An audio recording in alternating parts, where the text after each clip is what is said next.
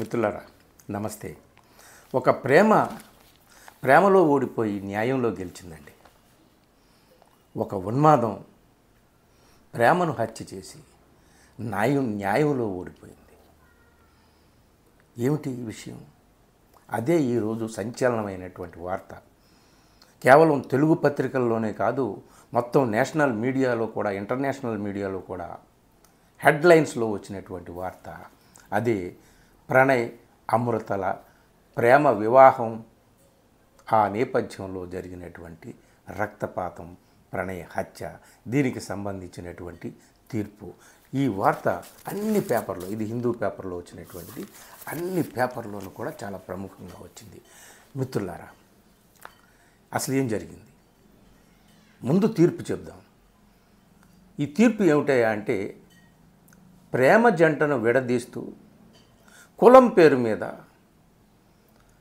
ఆ కుర్రవాణ్ణి, అతను ఒక దళిత కుటుంబానికి చెందినటువంటి వాడు కాబట్టి, అగ్రవర్ణానికి చెందినటువంటి అమ్మాయిని పెళ్లి చేసుకున్నాడు కాబట్టి, వాళ్ళ తల్లిదండ్రుల అభీష్టానికి విరుద్ధంగా చేసుకున్నాడు కాబట్టి, అతన్ని కిరాయి గూండాలను పెట్టి తండ్రి చంపించేశాడు. అమ్మాయి తండ్రి వేట కత్తులతో నరికించేశాడు. ఇది 2018లో జరిగినటువంటి ఘటన. దాదాపు 7 సంవత్సరాలు అయిన తర్వాత ఇప్పుడు ఆ కేసులో తీర్పు వచ్చింది.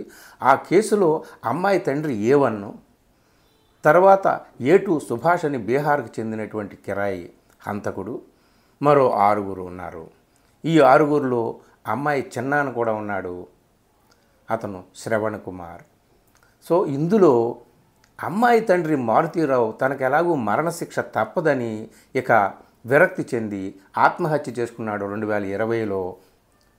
మిగిలిన వాళ్ళలో ఆ సుభాష్ అనేటటువంటి వాడికి ఇప్పుడు కోర్టు మరణశిక్ష విధించింది. ఈ కేసు ఎక్కడుంది? నల్గొండ జిల్లా పోలీసులు కేసును అప్పట్లో నమోదు చేశారు కాబట్టి, నల్గొండ జిల్లా అడిషనల్ కోర్టు SC/ST ప్రత్యేక న్యాయస్థానం జడ్జి రోజారమణి గారు నిందితులకు ఈ శిక్ష విధించారు. ఒక్కసారిగా దేశమంతా కూడా ఆనాటి సంఘటనను ఇప్పుడు గుర్తు చేసుకుంటుందన్నమాట. మిత్రులారా, తప్పు ఒప్పు ఏమిటి అనేటటువంటిది అది ఎవరి విచక్షణకు, ఎవరి భావజాలానికి, ఆలోచనలకు, ఎవరి సంస్కారానికి వాళ్ళకి వదిలేద్దాం. ప్రేమ విషయంలో ప్రేమ వైపే నిలబడేటటువంటి వాళ్ళ మెజారిటీ ఎక్కువ ఉంటుంది ఇందులో. ఇక్కడ ఏం జరిగిందంటే, ఒక్కసారి మనం గుర్తు చేసుకుంటే 2018 జనవరి 31వ తేదీన ప్రణయ్ అనే ఈ SC మాల కమ్యూనిటీకి చెందినటువంటి కుర్రవాడు, అమృత అనేటటువంటి ఆర్యవైశ్య సమాజానికి చెందినటువంటి అమ్మాయి, ఇద్దరు కూడా పెళ్లి చేసుకుంటారు. వాళ్ళు తల్లిదండ్రులకు చెప్పకుండా హైదరాబాద్లోని ఆర్య సమాజంలో పెళ్లి చేసుకుంటారు. ఎందుకయ్యా అంటే తల్లిదండ్రులు ఒప్పుకోరు. ముఖ్యంగా అమ్మాయి తల్లిదండ్రులు ఒప్పుకోలేదు. అమ్మాయి తల్లిదండ్రులు తిరునగరు మారుతీరావు తండ్రి పేరు, అతని సోదరుడు శ్రవణ్ కుమార్. సో వీళ్ళు ఒప్పుకోలేదు. ఒప్పుకోకపోవడం వల్ల వాళ్ళు ఇక వెళ్ళి ఆర్య సమాజంలో పెళ్లి చేసుకుంటారు. ఈ కుర్రవాడు దళిత కుటుంబానికి చెందినటువంటి వాడు కాబట్టి వాళ్ళు ఆ వాడలోకి వెళ్ళి అక్కడ వివాహ వేడుక కూడా చేసుకుంటారు.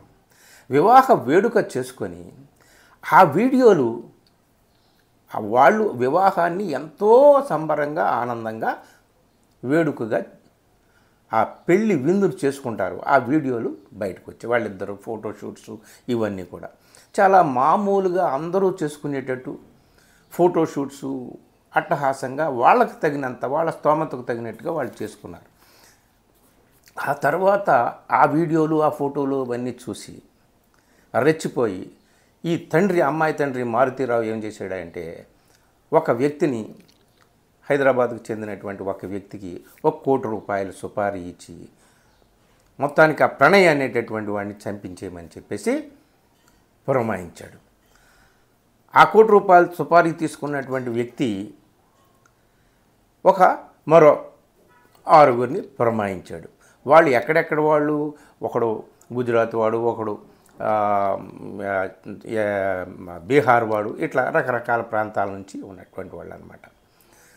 అప్పటికే చాలా కేసుల్లో వాళ్ళు తలమునకలై ఉన్నటువంటి పరమ కిరాతక నేరస్తులు వాళ్ళంతా. సో వీళ్ళల్లో ఆ సుభాష్ అనేటటువంటి వాడు బీహార్కు చెందినటువంటి వాడు, వాడే వేటకత్తి పట్టుకొని నట్ట నడివీధిలో మిర్యాలగూడలో నిండు గర్భిణీగా ఉన్నటువంటి అమృతను హాస్పిటల్కి తీసుకువెళ్తూ మార్గ మధ్యంలో ప్రణయ్ ఈ హత్యకు గురి కాబడ్డాడు. మార్గ మధ్యంలో మిర్యాలగూడ మిట్ట మధ్యాహ్నం, పైన ఆకాశం కింద నేల సాక్షిగా, పంచభూతాల సాక్షిగా, ప్రపంచం సాక్షిగా హత్యకు గురయ్యాడు. నెత్తుటి మడుగులో పడిపోయాడు, చనిపోయాడు. ప్రపంచం అంతా కూడా గుండెలు బాదుకుంది. అందరూ కూడా కులాలకి, మతాలకి, జాతులకి, భాషకి, ప్రాంతాలకి అతీతంగా అయ్యయ్యో అయ్యయ్యో అని ఆవేదన వ్యక్తం చేసింది ప్రపంచం అంతా. ప్రేమించుకున్నందుకు, పెళ్లి చేసుకున్నందుకు, వాళ్ళు స్వేచ్ఛగా బ్రతకాలనుకున్నందుకు ఇదా శిక్ష, ఇదా పరువు, ఇదా కులం అని చెప్పేసి మొత్తం ప్రపంచం అంతా ఆ దారుణమైనటువంటి ఘటనని ఖండించింది. అలా జరిగిన వెంటనే మిర్యాలగూడలో తండ్రి, ఆ ప్రణయ తండ్రి బాలస్వామి వెంటనే పోలీసులకు ఫిర్యాదు చేశాడు. పోలీసులకు ఫిర్యాదు చేసిన వెంటనే అక్కడ పోలీసులు కేసు నమోదు చేశారు. ఈ గొడవ అంతా జరిగింది, తతంగం అంతా జరుగుతుంది. అసలు దానికి ముందే ఈ ప్రణయ్, అమృత ఇద్దరు కూడా పెళ్లి చేసుకున్న తర్వాత మాకు తండ్రి నుంచి చాలా ప్రమాదం ఉంది, మా జీవితాలకు ప్రమాదం ఉంది, మా ప్రాణాలకు ప్రమాదం ఉందని పోలీసులకు కంప్లైంట్ కూడా ఇచ్చి ఉన్నారు. అప్పటికే వాళ్ళకి ఏ ప్రొటెక్షన్ పోలీసులు ఇచ్చారో తెలియదు, కానీ మొత్తానికి ఘటన అయితే అలా జరిగింది. అసలు వాళ్ళిద్దరూ పెళ్లి చేసుకున్నా కూడా వాళ్ళిద్దరిని విడదీసేయడానికి ఈ సుపారీ ఇచ్చి చంపించడం అనేటటువంటి కార్యక్రమానికి ముందు కోట్లాది రూపాయలు, దాదాపు 100 కోట్లు 150 కోట్లు ఇచ్చేస్తాం, మా అమ్మాయిని వదిలేసేయండి అని చెప్పి అక్కడ దాకా బేరానికి వెళ్ళాడు మారుతీరావు అని చెప్పి చెప్తారు అమ్మాయి తండ్రి. ఏది ఏమైనా మిత్రులారా, ఇది ఘటన. ఆ ఘటనలో కిరాతకంగా చంపినటువంటి వ్యక్తి ఇప్పుడు మరణశిక్ష పడింది. ఆ వ్యక్తికి మరో 6గురికి యావజ్జీవ శిక్ష పడింది. అమ్మాయి తండ్రి ఎలాగూ తనకు మరణశిక్ష తప్పదని 2020లోనే ఆత్మహత్య చేసుకుని చనిపోయాడు. ఎవరైనా శిక్ష అనుభవించాల్సిందే.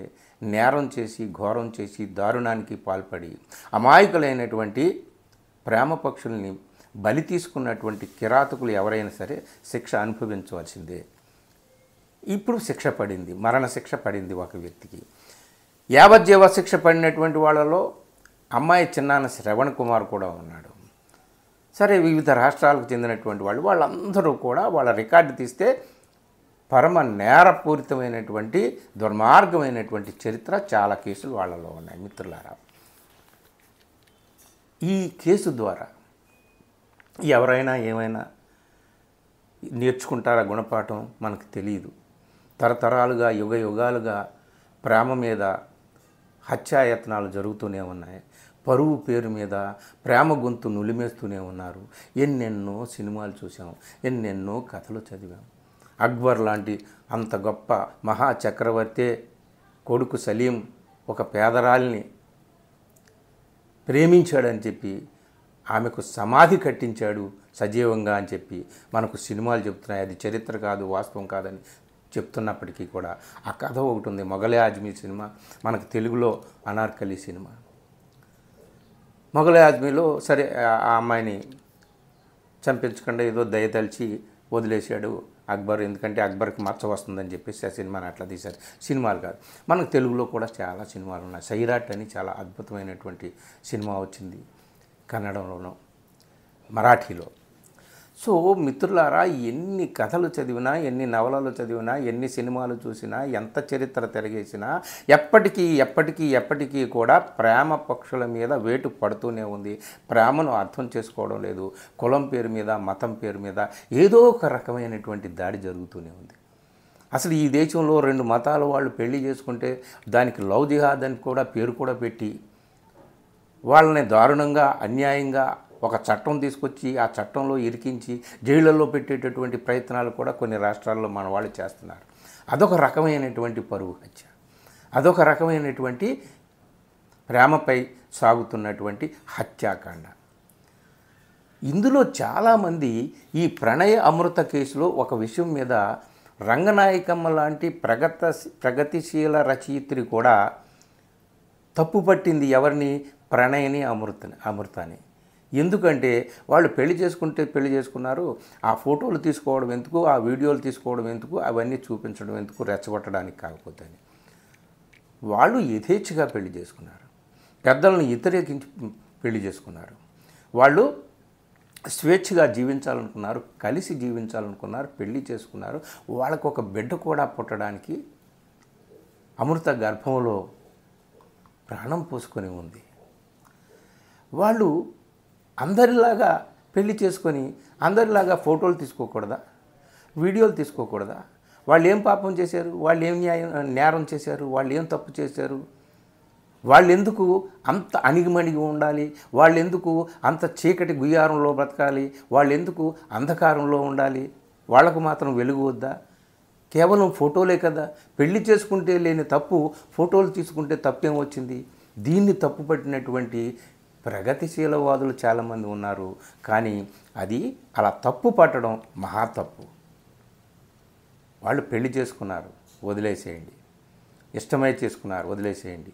తర్వాత కష్టమైన తర్వాత ఒక సినిమా అగ్రనటుడు కూతురు వెళ్ళిపోయి ఆర్య సమాజంలో పెళ్లి చేసుకున్న ఘటన మనకు తెలుసు కదా. తర్వాత కొంతకాలానికి ఆ అమ్మాయి మళ్ళీ తిరిగి తండ్రి దగ్గరికే చేరింది.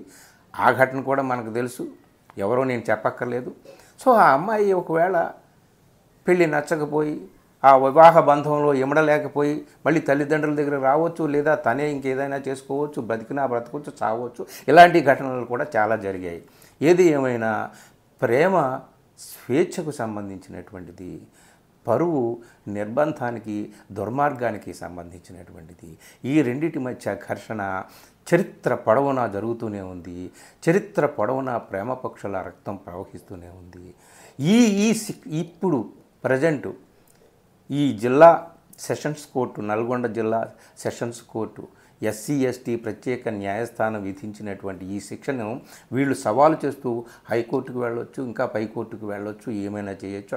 అక్కడ వీళ్ళకి ఏమన్నా ఊరట దొరికితే దొరకవచ్చు. కానీ ఇది పడాల్సినటువంటి శిక్ష, పడాల్సిన వాళ్ళకే పడినటువంటి శిక్ష. దీని నుంచి ప్రేమ మీద దాడి చేసేటటువంటి వాళ్ళు పరువు పేరుతో ఎవరైనా సరే గుణపాఠం నేర్చుకోవాలి. నేర్చుకోకపోతే వాళ్ళు తాత్కాలికంగా, పైశాచికంగా, దారుణంగా హత్యలు చేసి రక్తం తాగి అప్పటికప్పుడు ఆనందంతో విలయతాండవం చేయొచ్చు. కానీ ఎప్పుడో ఒకప్పుడు ఆ ఉన్మాదానికి మూల్యం చెల్లించాల్సి వస్తుంది. మారుతీరావు చెల్లించినట్టు, అతని సోదరుడు శ్రావణ్ కుమార్ చెల్లించినట్టు, లేదా సుభాష్ ఇప్పుడు మరణశిక్షను ఎదుర్కొంటూ చెల్లించినట్టు ఎవరైనా మూల్యం చెల్లించాల్సిందే. కానీ ప్రేమను ఎవరు కూడా ఆపలేరు, ప్రేమను ఎవరు కూడా అరికట్టలేరు. పరువు పేరు మీద, కులం పేరు మీద, మతం పేరు మీద ఎవ్వరూ ఏం చేయలేరు. ఇది ఈ మొత్తం కేసులో మనకు అందుతున్నటువంటి గుణపాఠం. చూద్దాము ఎంతమంది ఈ గుణపాఠాన్ని నేర్చుకుంటారు, ఎంతమంది పశ్చాత్తాపం చెందుతారు, ఎంతమంది నిజంగా ప్రేమ పట్ల ప్రేమ పక్షపాతులుగా ఉంటారు, లేదా ఎంతమంది పరువు పట్ల పరువుకు సంబంధించినటువంటి ఉన్మాదంతో ఉంటారు. అదంతా వాళ్ళ ఇష్టం. కానీ ఇక్కడ ఎవరి ఇష్టం వచ్చినట్టు వాళ్ళు చేస్తామంటే కుదిరేది కాదు. ఒక దేశం, ఒక చట్టం, ఒక న్యాయం ఉంది కాబట్టి ఇక్కడ అన్నీ ఎవరిష్టం వచ్చినట్టు వాళ్ళు చేస్తామంటే కుదరదు. వయసు వచ్చాక, మైనారిటీ తీరాక పెళ్లి చేసుకునేటటువంటి ఆ స్వేచ్ఛ కానీ, దానికి సంబంధించినటువంటి నిర్ణయం తీసుకునేటటువంటి స్వేచ్ఛ ఏదైనా అది ఆ ప్రేమికులకే ఉండాలి, పిల్లలకే ఉండాలి. తల్లిదండ్రుల పాత్ర ఎప్పటికీ కూడా వాళ్ళ నిర్ణయానికి అనుసారంగా తల్లిదండ్రులు నడుచుకోవాలి తప్ప, తల్లిదండ్రుల నిర్ణయానికి అనుసారంగా నడుచుకోవాలని నడుచుకునే వాళ్ళు చాలామంది ఉంటారు. 90%, 99% ఉంటారు. తప్పులేదు, అలా నడుచుకుంటే తప్పులేదు. తల్లిదండ్రుల్ని తప్పు పట్టాల్సినటువంటి అవసరం లేదు. వాళ్ళు కన్నారు, పెంచారు, పెద్ద చేశారు, వాళ్ళ మీద ఎంతో మమకారాన్ని పెంచుకుంటారు.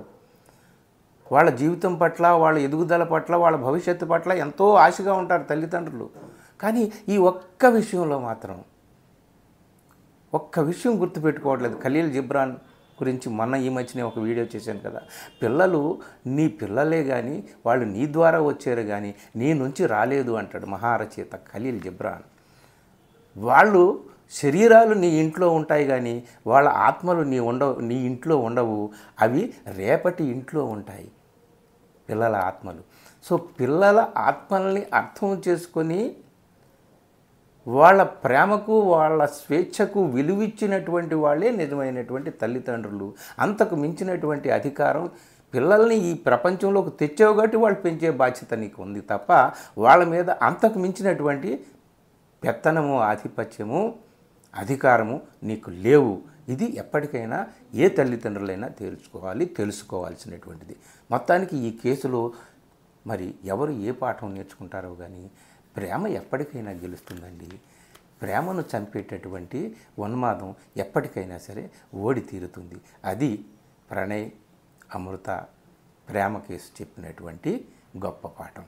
మిత్రులారా, ఇది ఈ వీడియో నచ్చితే మిత్రులకు షేర్ చేయండి. Thank you.